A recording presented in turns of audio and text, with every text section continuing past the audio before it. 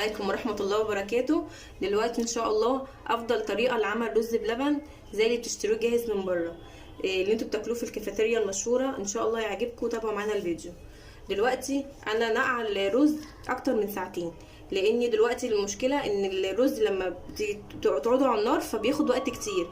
فانا دلوقتي بنقعه الاول علشان خاطر ما ياخدش معايا وقت في السوا. فانا دلوقتي هوريكم قد ايه الكميه المطلوبه. دلوقتي انا هعمل لكل كميه كيلو لبن. دلوقتي معانا الكميه المطلوبه، كميه الرز المطلوبه.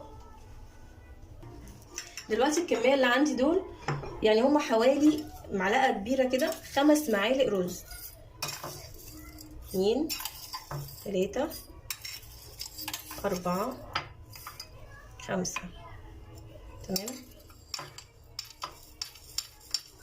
حوالي كده نص كوبايه من الكوبايات الصغيره. يبقى هو الكميه اللي عندي المطلوبه دي على كيلو لبن. يبقى احنا نقعنا، غسلنا الرز كويس، وبعد كده صفيناه ورحنا عاملينه، وبعد كده شاطفينه وحاطينه في ميه نظيفه ونقعناه لمده ساعتين 3. المهم كل ما يتنقع اكتر كل ما ياخدش معاك وقت في السوا. فدلوقتي كده خلاص نقعنا الرز. هنعمل دلوقتي النهارده ان شاء الله رز بالايس كريم، رز بلبن بالايس كريم. عندنا ايس كريم فانيليا وعندنا ايس كريم شوكولاته. تمام. فدلوقتي احنا هنبدا. طبعا هنعمل حلتين، حله فيها كيلو لبن هنحط عليه الكميه المنقوعه دي. دلوقتي الكميه المنقوعه دي هنحط فيها كيلو اللبن، ونفس الكلام الكميه التانية برضو كيلو اللبن التاني، لان دلوقتي هنفصل الشوكولاته عن الفانيليا. دلوقتي هنبدا معانا، هنحط الرز على النار ونشوف الطريقه. طلعت على الرز دلوقتي فيه كيلو لبن، وهنا كمان كيلو التاني. هنعمل دلوقتي الرز اول كميه اللي هي الكميه دي هنعملها بالفانيليا. تمام. هناخد الرز اللي هو منقوع بالميه بتاعته، يعني هي ميه نظيفه ومغسوله وتمام.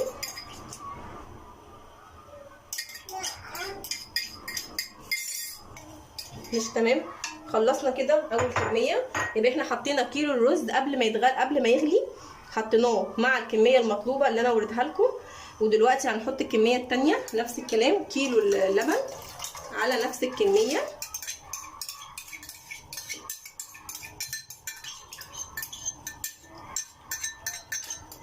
تمام.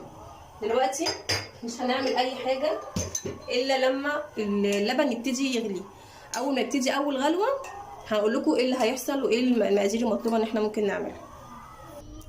ماشي يا جماعه. دلوقتي انا اللبن اول ما ابتدي يغلي، دلوقتي الايس كريم فانيليا، باكل ايس كريم اهو، شايفينه؟ دلوقتي ده باكو ايس كريم فانيليا بالشوكولاته. وعندنا باكو تاني ايس كريم فانيليا اسمه ايس كريم دريم، ده ايس كريم باودر. المهم هنعمل ايه دلوقتي؟ هنجيب الميه وهنعمل زي كأنك انت بتعمل بالظبط النشا، بتدوبه في ميه بارده. بس اهم حاجه ان هو يتمسك كويس مع الباودر.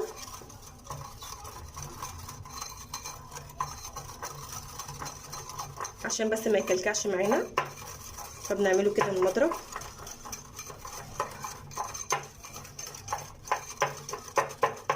يبقى انت لما تعوز تجيب باكو ايس كريم تقول ايس كريم بودره كده. تمام قوي.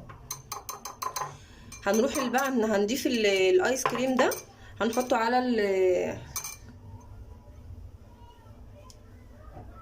دلوقتي هناخد الايس كريم ايس كريم بالشوكولاته، هنحطه على كميه اللبن اللي ابتدت تغلي معانا.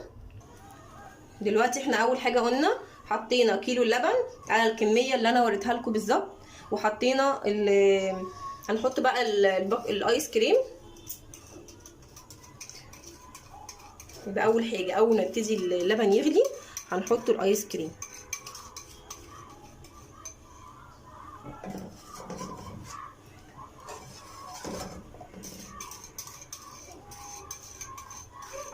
تمام.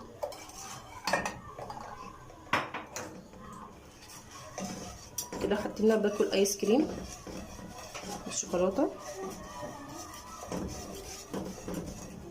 طبعا الايس كريم بطبيعته محلي، فاحنا هنحطه معلقه سكر او معلقتين بس مش كتير، يعني في ناس مش بتحب الحلا اللي هو الايه الكتير، يعني احنا هنحط الحلا اللي هو الايه بسيط جدا. وبرده على حسب الحلا اللي انت عايزه، فانت تدوقي وتشوفي الحلا اللي انت كميه الحلا اللي انت عايزاه. عامه انا مش بحبه محل كتير يعني. تمام. دلوقتي نفس الطريقه هنعملها برضو، اللي احنا عملناه هنعمله تاني. هنجيب كميه الميه البارده وهندوبها في الايس كريم. اهم حاجه ان هي ما تكلكعش مننا عشان ما تكلكعش في الرز.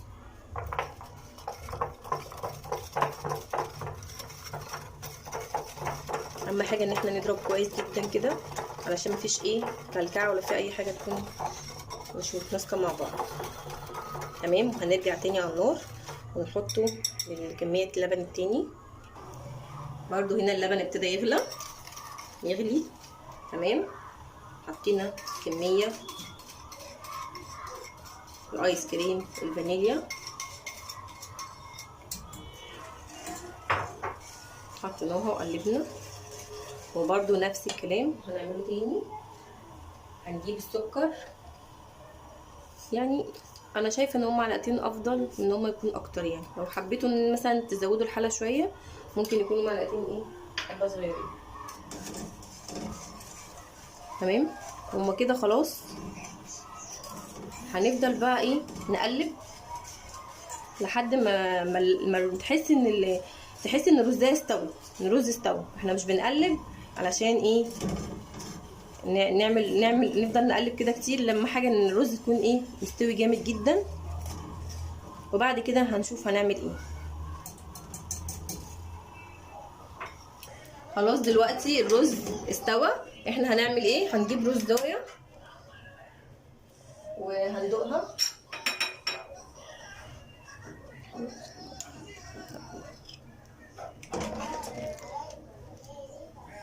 هنلاقيها اتهرت في ايدينا. تمام كده.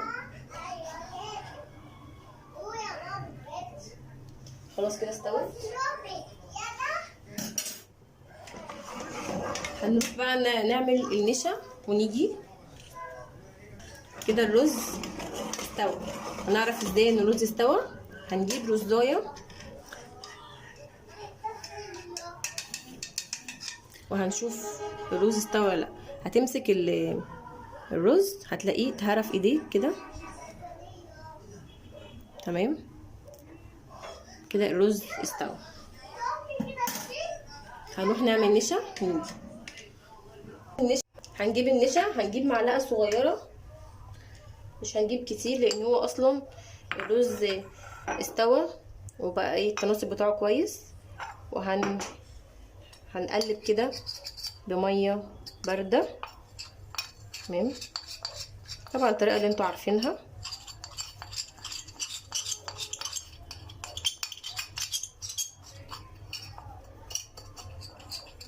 عشان بس ما يكلكعش في الرز.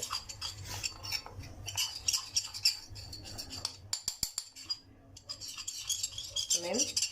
هنرجع تاني على النار ونكمل الطريقه. هنجيب هنا حبه نشا. تمام. وهنا كمان كده كده احنا اصلا مش محتاجين نشا كتير لان هو اصلا سخن استوى وبقى ايه تمام. اهم حاجه بقى، اهم حاجه في كل ده طريقه الغرف. كده خلاص الرز بتاعي استوى. احنا بس مجرد ان هو بنحط له النشا عشان يلف لفه كده وان هو يدخل ما يبقاش خفيف. هنبتدي ثواني كده وهنبتدي نغرف. اول حاجه هنعملها هنجيب كيس كده، هناخد كبشه كده، هناخد مغرفه هنحطه كده ايه. انا بحب اعمل كوكتيل، بحب اعمل الكيس يبقى شفاف كده وشكله جميل، فعايزين نحطه ايه نصه شوكولاته ونصه فانيليا. هنبتدي نغرف الطبقه الثانيه من الرز نفس الطريقه.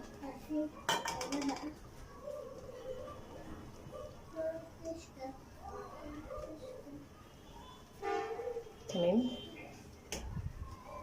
بشكل الكيس كده.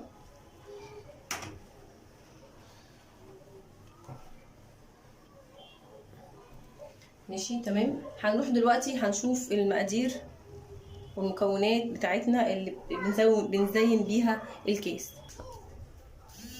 عرفنا دلوقتي الرز بلبن زي ما انا وريتكم الطريقه. فدلوقتي هم الكاسات بتاعت الرز بلبن زي ما هي موجوده عندكم دلوقتي المفروض ان احنا في عندنا حاجات بنزين بيها الكاس بتاعنا بتاع الرز بلبن. عندنا ده شوكولاته مبشوره، ده جوز الهند، وعندنا سوداني مبشور، وعندنا زبيب. هنعمل ايه؟ طبعا احنا هنزين اول حاجه بالشوكولاته المبشوره. احنا حطينا الايس كريم اللي بالشوكولاته حطيناه في الاول، يعني فاصل ما بينهم الرز بلبن بالفانيليا عشان نحط طبقه الشوكولاته تبقى باينه زي ما انتم شايفين كده. يبقى اصبح ان احنا طبقه شوكولاته تحت وطبقه في النص فانيليا، وفوق خالص حاطين شوكولاته مبشوره.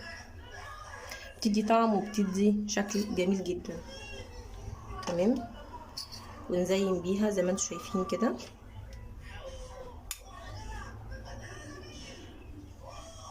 عامه اللي بيحب شوكولاته يحطه، اللي مش بيحب دي حريه شخصيه، فبراحتكم. اللي بيحب يعمل اي حاجه، اللي بيحبش اصلا بالمكسرات وبالتزيين ده بيحبوا ساده، مفيش مشكله. تمام، حطينا الشوكولاته. تاني حاجه هنحط جوز الهند. ممكن برضو مش هنحط كتير عشان في ناس اصلا ما بتحبش جوز الهند، بس هو بيدي طعم وشكل جميل جدا. ويا رب يكون الفيديو عجبكم، ان شاء الله تدوقوه وتقولوا لي رايكم ايه. ان شاء الله هيعجبكم وهيبقى اقل كتير من بره، والطعم ان شاء الله هيبقى زي اللي انتوا بتاكلوه بره، وهيعجبكم باذن الله.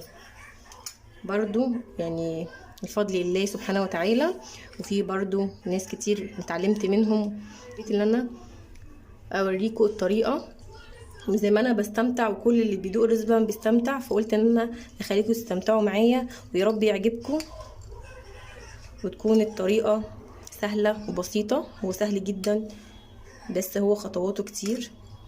وشكرا، يا رب يكون الفيديو عجبكم. السلام عليكم ورحمه الله وبركاته.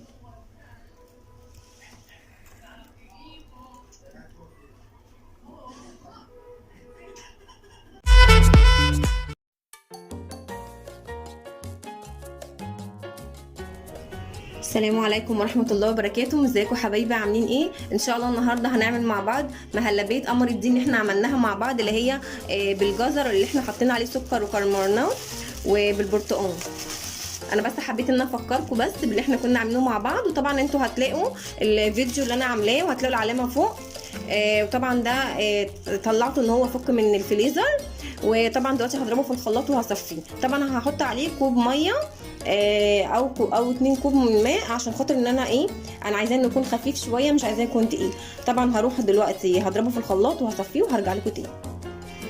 ضربنا الجزر بتاعنا والبرتقال زي ما انا قلت لكم هضربه واصفيه. طبعا انا حطيت كوبايتين ميه، وحطيت زي حبه بسيطه قوي من السكر. طبعا زي ما انتوا تحبوا بقى السكر اللي انتوا تحبوه. طبعا عشان انتوا عارفين البرتقال بطبيعته بيبقى مزز، فانا زودت حبه سكر، تقريبا ربع كوبايه صغيره من السكر. طبعا احنا عندنا المكسرات بتاعتنا زي ما احنا شايفين كده. اي مكسرات عندك تحبي انت تحطيها. طبعا انا عندي هنا تاني مبشور، وده جوز الهند، ودي شوكولاته مبشوره. وطبعا انا دلوقتي برضو هزوق برضو الطبق، هجيب لكم موز وفراوله وحاجات كده، اي حاجه ممكن تحبي تزوقي بيها. طبعا احنا دلوقتي اول حاجه احنا مولعين على النار اهي. طبعا الطريقه دي على طريقه ماما اللي انا قلتها لكم الفيديو اللي فات، وان شاء الله يا رب تعجبكم. طب احنا ضايقينها ومجربينها، وحاجه ماما ما شاء الله عليها. طبعا احنا هنسيب القمر الدين بتاعنا اللي احنا عاملينه مع بعض، هنسيبه اول ما يبتدي يغلي هرجع لكم تاني. القمر الدين بتاعنا ابتدى يغلي اهو، طبعا احنا معانا هنا معلقتين كبار من النشا، وطبعا انا معايا باكوين فانيليا طبعا بتديها ريحه وطعم جميل. نحطهم هنا. وطبعا احنا هندوب النشا بميه بارده وهرجع لكم تاني. دوبنا النشا بميه بارده زي ما انتم شايفين كده، وهنحطه على القمرجيب بتاعنا وهنفضل نقلب بالمضرب بسم الله الرحمن الرحيم لحد ما يبقى القوام اللي احنا عايزينه. وطبعا هنحطه مع باكوين الفانيليا اللي احنا حطيناهم مع بعض، وهنفضل نقلب لحد ما يبتدي يتخن معانا ويدينا القوام اللي احنا عايزينه. طبعا انا هفضل اقلب كده لحد ما القوام اللي انا عايزاه وهرجع لكم تاني. شايفين القوام اللي انا وصلت له دلوقتي او تخن معايا اهو. القوام ده كده مظبوط جدا وحلو قوي، حلو جدا. طبعا احنا هنعدي مع بعض بسم الله الرحمن الرحيم.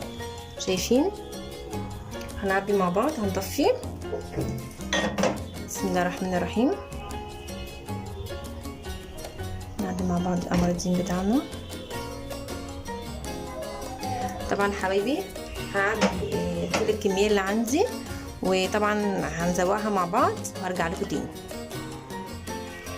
دلوقتي هنزوق الطبق مع بعض. عبيناهم كلهم لون زي ما انتم شايفين. طبعا اول حاجه احنا هنحط جوز الهند، وهنحط الشوكولاته. انا بحب احط الشوكولاته مبشوره جدا، بتدي شكل وطعم حلو قوي. وطبعا معانا السوداني المبشور والزبيب. طبعا انا هعمل بقيه الاطباق. طبعا انا بس جايبه موز وهنحطه مع بعض كده.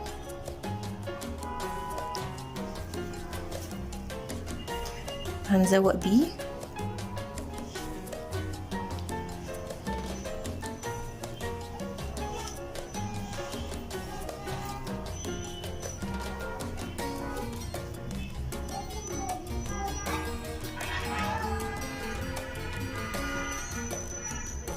طبعا شكل الطبق جميل جدا. عايزكم بقى ان شاء الله تجربوه يعجبكم وتقولوا لي رايكم. وطبعا انا هحط بس حاجه اخر حاجه معانا. هحط بس في النص كده هحط فراوله. ويا رب يكون الطبق يعجبكم وبألف هنا وشفا.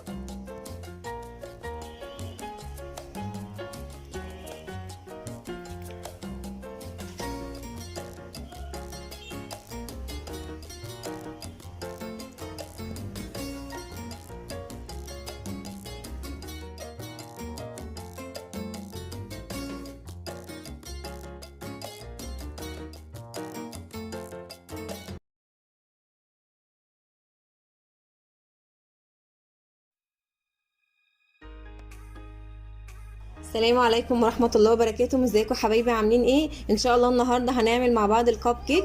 دقيق وسكر بودر، قشطه لباني، 8 بيضات، 125 جرام من زيت الذره، ومعانا هنا 50 جرام من لبن البودره، ومعانا هنا بيكنج باودر، ومعانا فانيليا، ومعانا هنزوق الكب كيك بتاعنا، ومعانا فورماسيه شوكولاته، ومعانا فورماسيه شوكولاته الوان، ومعانا هنا ان احنا هننزل بالبيض هنا. طبعا عشان خاطر الوقت احنا طبعا هنعمل بمضرب البيض مفيش مشكله، بس عشان خاطر وقتنا بس. وهنحط الفانيليا مع سكر البودر وهنضربهم مع بعض.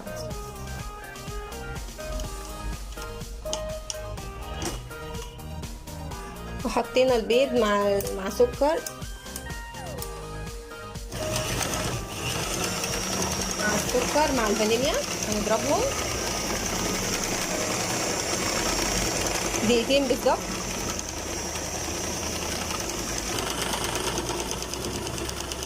هنحط الزيت بقى، زيت الذره، هننزل حبه حبه كده من فوق.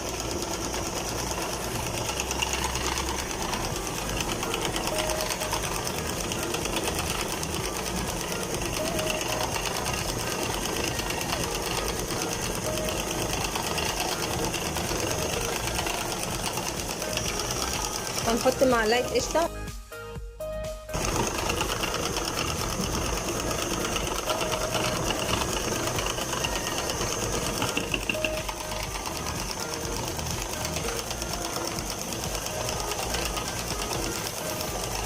بعد كده هنجيب الدقيق بتاعنا وهنحط عليه اللبن بودره، وهنحط عليه بيكو البيكنج باودر، وهنقلبهم مع بعض. انا مش عايزه اضربهم جامد، اهم حاجه ان هم يكونوا مضروبين كويس. وهننزل حبه بحبه، هنقلب كويس قوي، نخلطهم كلهم مع بعض. بسم الله الرحمن الرحيم. هننزل حبه بحبه، هنشغل وهضربهم كلهم وهرجع لكم تاني. وخلصنا الكب كيك بتاعنا، العجينه بتاعتنا اهي. هنعبيها بقى، هعبيها هنا عشان اعرف ان انا ارصها في الصينيه بتاعتي.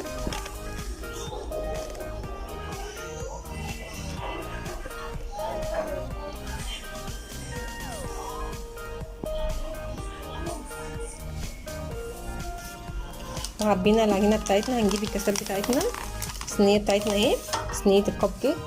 طبعا اللي ما عندوش الورق ده او الكاسات دي ممكن ان هو يدهنها زبده وان هو يحط الخليط بتاعه عادي، مفيش مشكله.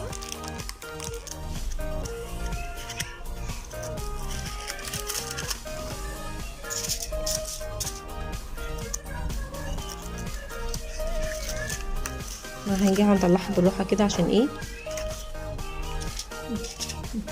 ما تفكش مننا. هنطلعها ورصينا الكاسات بتاعتنا. بسم الله الرحمن الرحيم.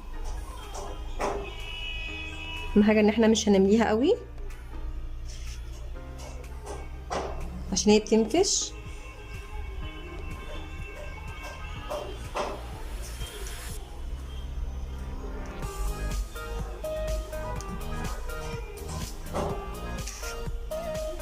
شايفين يعني نصها كده وحاجه بسيطه، يعني عشان هي كده كده اصلا بتتنفس.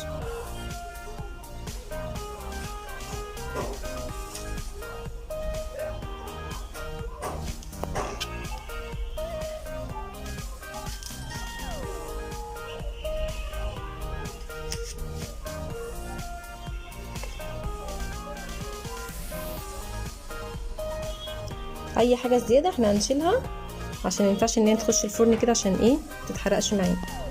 وهنكمل خلصنا كده. اي حاجه بقى تتلحوس مننا هنمسحها، مفيش مشكله. اهم حاجه ان احنا مش هندخلها الفرن وايه فيها اي الصينيه فيها عليها اي حاجه. تمام كده. وطبعا زي ما انتم شايفين اهو في نص يعني اعلى شويه لان هي بتعلى بتنفش معانا، فانا برضو ملياها مش ملياها للاخر. طبعا هنحط بقى المكسرات بتاعتنا معانا هنا، الفورماسي بتاعنا، ومعانا المكسرات بتاعتنا، وفورماسي اللي حطيته الوان، وفورماسي شوكولاته كده. هنزوق كل الصينيه بتاعتنا وهندخلها الفرن على درجه 170 وهرجع لكم تاني حبايبي.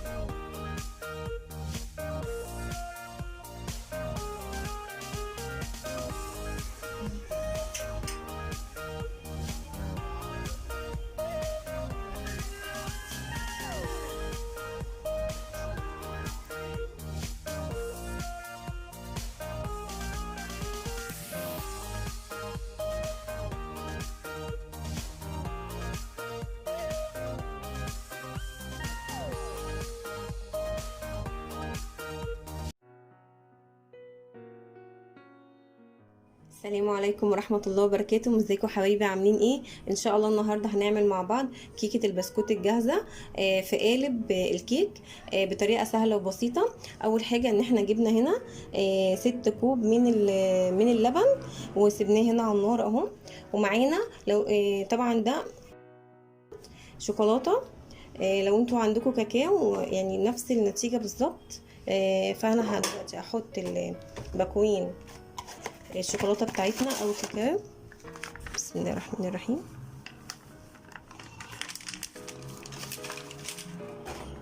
حطينا باكو، حطينا الباكو التاني وهنفضل نقلب.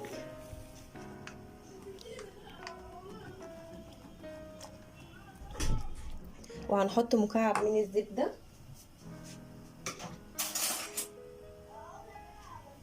وهنحط مكعب من الزبدة وهنفضل نقلب كده لحد ما الزبدة تسيح مع الشوكولاتة مع الكاكاو بتاعنا. وهنحط معلقة شوكولاتة، معايا شوكولاتة اللي هي الخام. هنحط معلقة شوكولاتة خام زي ما انتم شايفين كده. وطبعا هنبدأ نقلب بالمضرب لحد ما تبتدي تتخن معانا، وهرجع لكم تاني. حبيبي الشوكولاتة اللي احنا عملناها مع بعض اهي. طبعا انا حطيت 6 كوبايات لبن زي ما انا قلت لكم حبايبي، وحطيت 2 كاكاو او 2 بواكي شوكولاته، وحطيت معلقه شوكولاته لو خام. لو انت عندك شوكولاته نوتيلا هتبقى طبعا حلوه جدا، لو مش عندك انا حطيت شوكولاته عاديه، وحطيت مكعب من الزبده. اول حاجه بقى هنعملها مع بعض، هنجيب قوالب البسكوت. طب احنا هنعمل ايه؟ هنعمل زي ما قلت لكم، عايزين بقى حبايب قلبنا عايزين حاجات حلوه، فقلنا نعمل حاجه سهله وبسيطه. فقلنا نجيب بسكوت ساده اهو، مربعات كده زي ما انتم شايفين، وهنعمله بشكل حلو كده. وهنحط عليه الشوكولاته بتاعتنا، كيك بسكوت عشان خاطر ان انا عاملاه في القالب بتاع الكيك. وهنحط عليه الشوكولاته بتاعتنا كده، هنغرقه شوكولاته.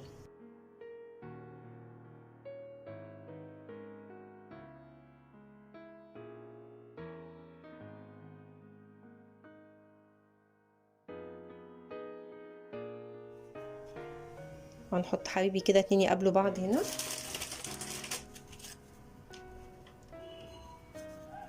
نفس الشكل ده.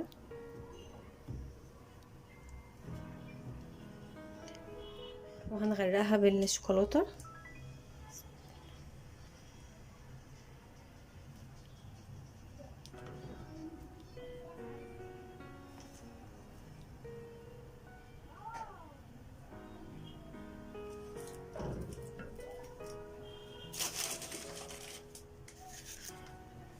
واخر طبقه بسكوت معانا اهي.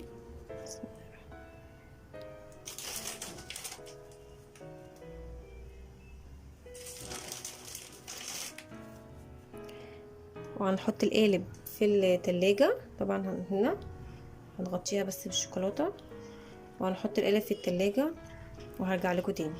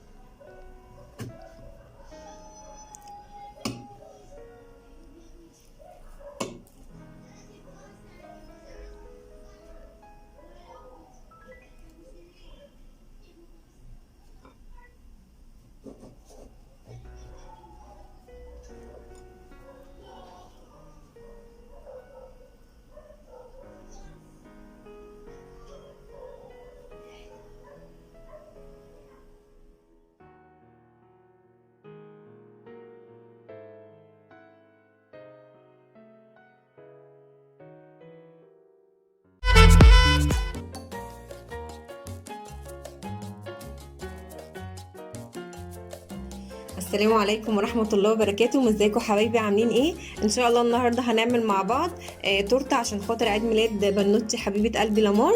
فاحنا معانا هنا كيك ميكس بالبرتقال زي ما انتم شايفين، كيكة جاهزة. هو عبارة عن الدقيق وفي كل حاجة في المكونات بتاعتنا. ومعانا 3 بيضات، نص كوب من الزبدة، وربع كوب ميه او لبن. طبعا دي بدل الصينيه. طبعا احنا هندهنها. اول حاجه هندهنها بالزبده. طبعا الحله بتاعتنا والقالب بتاعنا ده بيخش الفرن.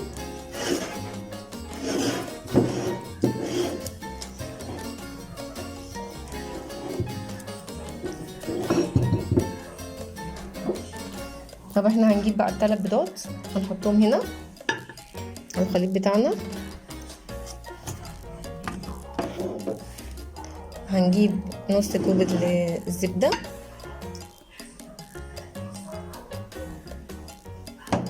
وهنجيب ربع كوب اللبن، وهنضربه بالمضرب البيض او بالهاند.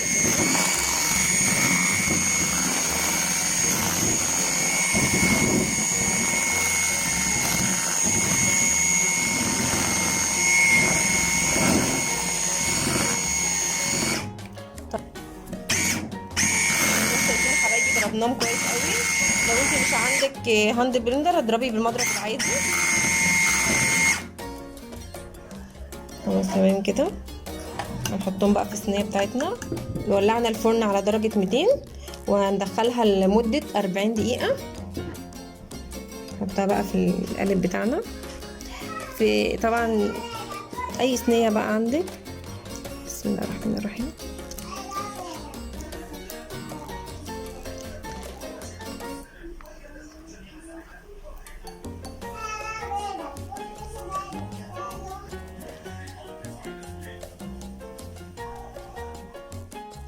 هنعمل مع بعض كريمة الشوكولاتة اللي هنزين بيها التورتة بتاعتنا.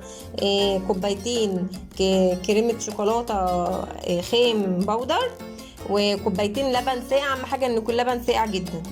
هنحط الاول الكوبايتين،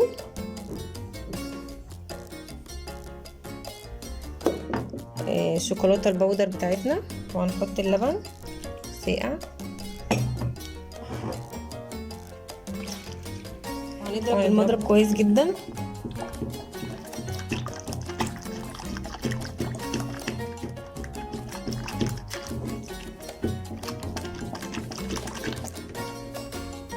حطينا كوبايتين صوص كريمة الشوكولاتة، هنحط نص كوباية كمان، يبقى احنا كده كوبايتين ونص.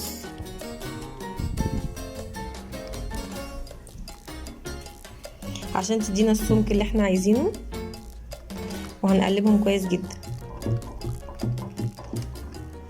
وبعد ما عملنا كريمة الشوكولاتة مع بعض وقلبناها، هنحطناها على النار ووطينا النار عليها ونقلبها بالمضرب. وحطينا سكر بودر، وهنجيب قالب الشوكولاتة. بدل ما هنعمل كريم شوكولاتة بره وبعد كده نعمل صوص شوكولاتة تاني من جوه ومن بره، فهنعمله صوص واحد بس. وهنجيب مكعب الشوكولاتة، نجيب مكعب الشوكولاتة السايحة، شوكولاتة خام حطيناها على حمام مية. نحطها هنا هتسيح في الخليط بتاعنا. وهنفضل نقلب كده لحد ما تدينا القوام اللي احنا عايزينه. حبايبي التورته اهي بعد ما طلعت من الفرن. بسم الله الرحمن الرحيم. بسم الله ما شاء الله. هنقطعها مع بعض. هنقطعها 3.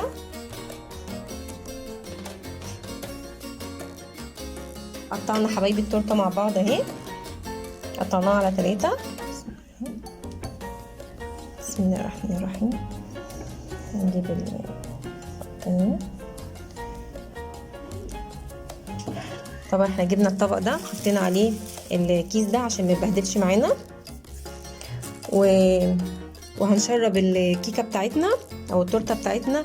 لو انت عندك اللي هو العسل بتاع الشربات بتاع الكنافه ممكن تعمليه، لكن انا عامله لبن على فانيليا، وهنشرب بيها كده.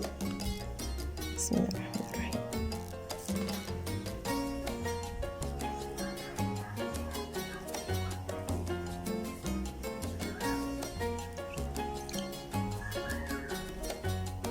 هنشرب بيها التورته بتاعتنا.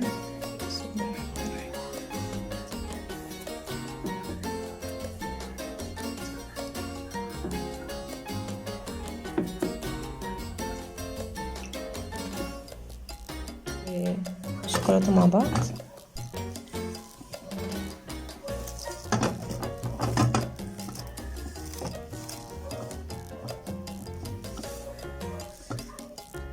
الطبقه الثانيه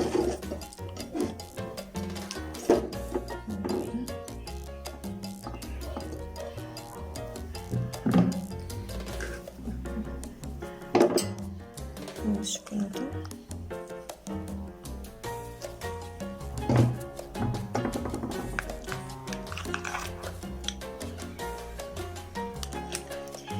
خلصنا الطبقة الثانية، نحط الطبقة الثالثة. بسم الله الرحمن الرحيم.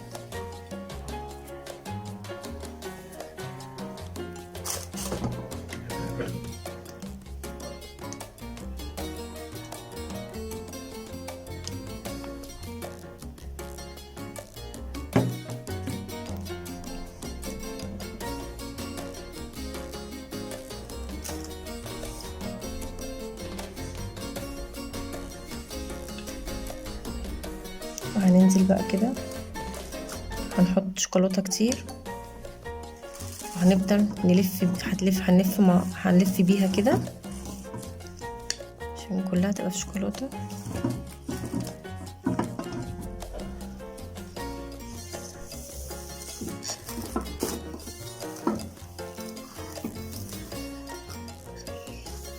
اهم حاجه ان احنا تبقى حركه دائريه كده.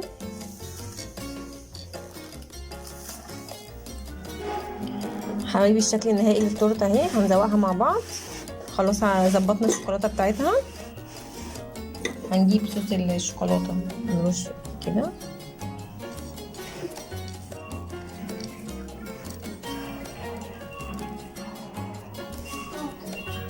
هنكتب لامور،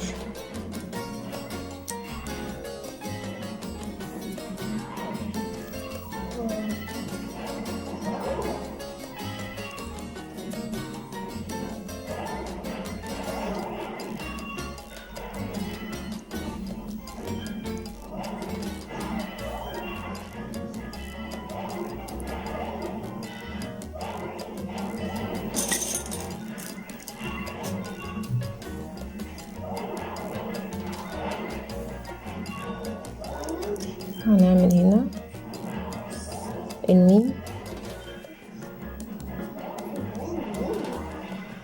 هنا عشان تبقى باينة. هنحط هنا اصفر عشان نبقى الميم كأنها بالاحمر. وهنجيب صوص الشوكولاتة كده. بسم الله الرحمن الرحيم.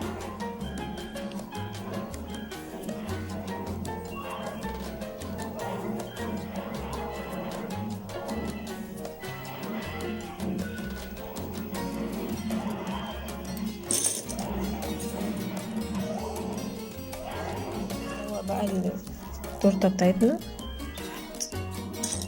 نحط واحده واحده.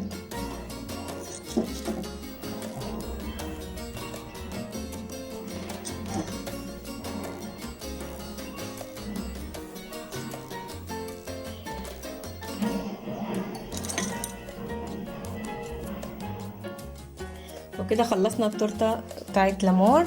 ويا رب تكون التورته عجبتكم وتكون فكرتها سهله وبسيطه. وكل سنه وانتم طيبين، وعشان خاطر لامور كل سنه وهي طيبه. ومتنسوش تعملوا شير وتشتركوا في القناه. والسلام عليكم ورحمه الله وبركاته.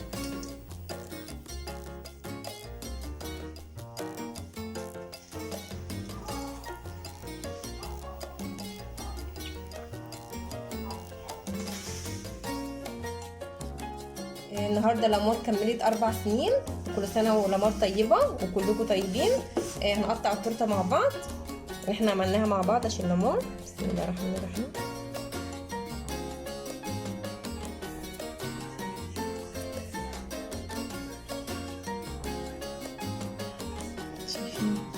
التورته بتاعتنا عامله ازاي.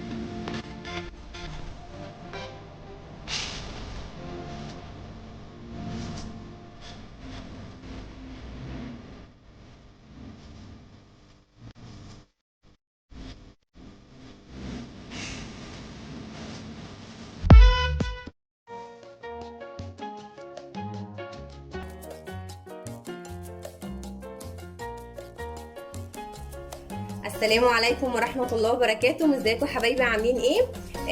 الصلاة والسلام على اشرف الخلق سيدنا محمد عليه الصلاة والسلام.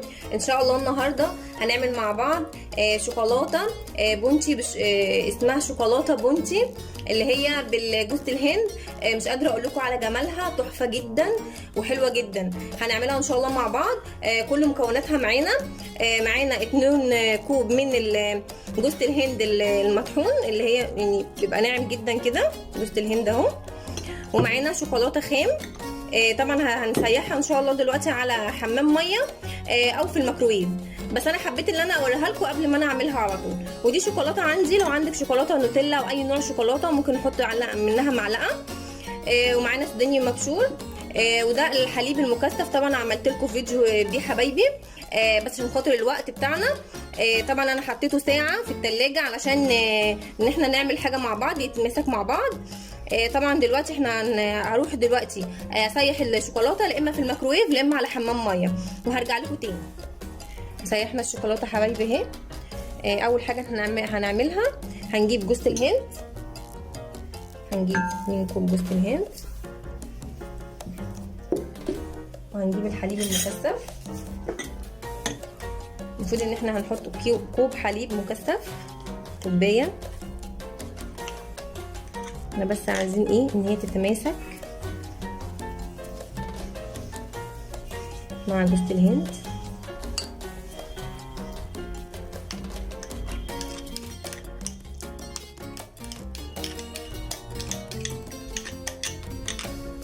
وهنقلبهم كويس قوي مع بعض.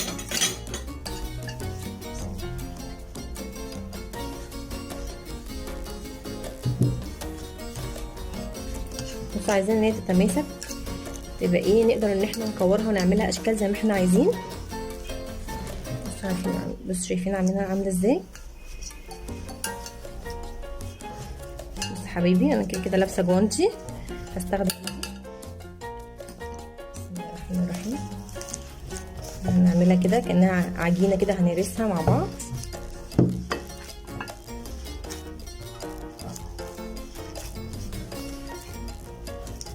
مش قادره اقول لكم على ريحتها وطعمها تحفه.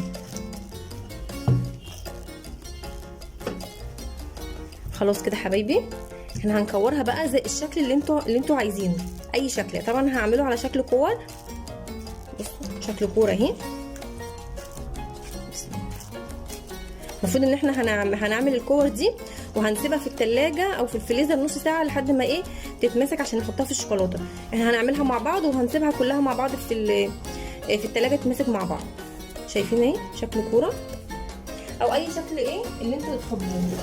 هنحطها هنا اهم حاجه على ورق او كيس تلاجة او على ورق زبده. المهم اللي احنا مش هنحطها على الطبق على طول عشان ما تلزقش. عملتهم حبايبي زي ما انتم شايفين اهو، حطيتهم على كيس تلاجة. انا فضلت شكل الكوره كده ان هي بتبقى شكلها اشيك واحلى. طبعا احنا بقى هنعمل شوكولاته مع بعض. الشوكولاته اهي طبعا سيحناها زي ما انا قلت لكم حبايبي، لا اما في الميكرويف لا اما على حمام ميه. طبعا دي شوكولاته خام بالحليب. اي شوكولاته خام، يعني شوكولاته المطبخ.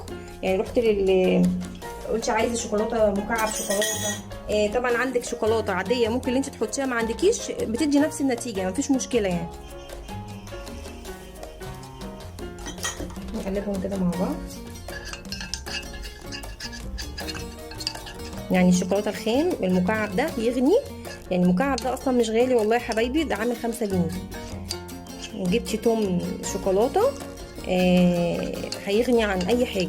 ومش قادره اقول لكم على الطعم، وكل عيالنا وحبايبنا يعني بيموتوا في حاجه اسمها شوكولاته، سواء بجوز الهند او باي نوع. طبعا احنا هنا هنحطها في الشوكولاته. طبعا انا برضو هعمل لكم حاجه تانية هنا بالسوداني. هناخد حبه شوكولاته، معلش هنا حبايبي، هنا هنحط السوداني هنا. اللي بيحب بقى بالسوداني بقى، ما بيحبهاش ساده. وهنجيب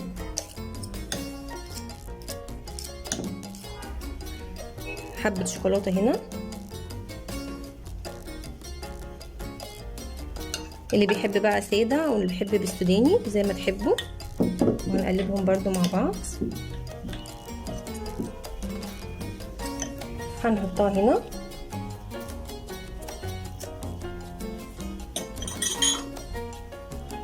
وهنغطسها كده مع بعض الشوكولاته محيجه زي ما انتم شايفين كده. ونخليها ان هي كلها تبقى شوكولاته. شايفين حبايبي؟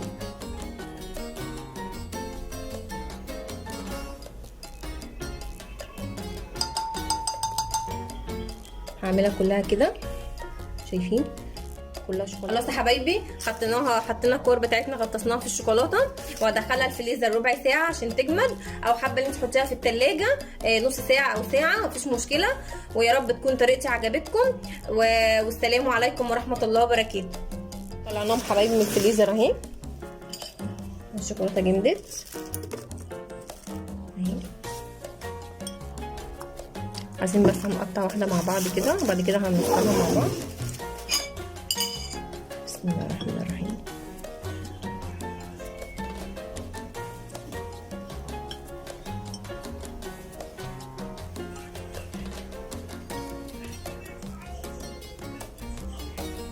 مش قادره اقول لكم، بصوا على شكلها وعلى جمالها،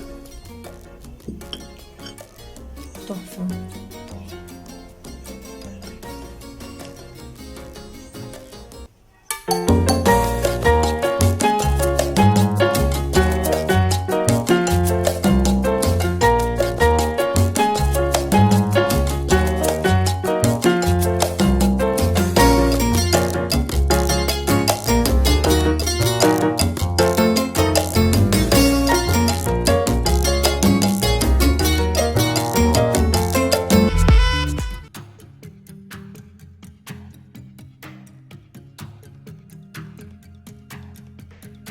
السلام عليكم ورحمه الله وبركاته. ازيكم حبايبي، عاملين ايه؟ هنبدا ان شاء الله الفيديو بتاعنا بالصلاه والسلام على رسول الله عليه الصلاه والسلام. دلوقتي ان شاء الله هنعمل مع بعض الحليب المكثف المحلى. طبعا هنعمل مع بعض ان شاء الله حاجات كتير بيه، وكذا حد من حبايبي كان عايز يعرف الحليب المكثف بيتعمل ازاي. اول حاجه حبايبي هنعملها احنا مع بعض المكونات بتاعتنا، نص كوب لبن بودر، ونص كوب سكر بودر، وعندنا معلقه زبده، ومعانا ربع كوب من ماء الساخن. كل المكونات دي هنضربها في الخلاط. هنروح مع بعض نضربها في الخلاط. بسم الله الرحمن الرحيم. سكر بودر،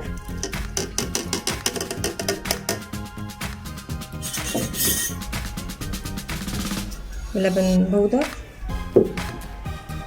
ومعلقه الزبده بتاعتنا او مكعب الزبده، وربع كوب من الماء الساخن.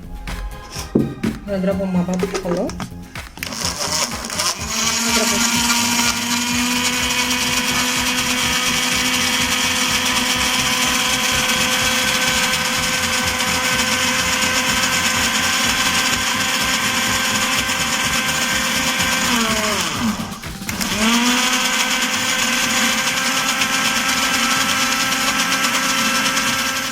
خلاص حبايبي، ضربناهم كويس قوي مع بعض. يبقى حطينا كل المكونات بتاعتنا في الخلاط. بسم الله الرحمن الرحيم. وزي ما انتم شايفين اهو هنعملهم.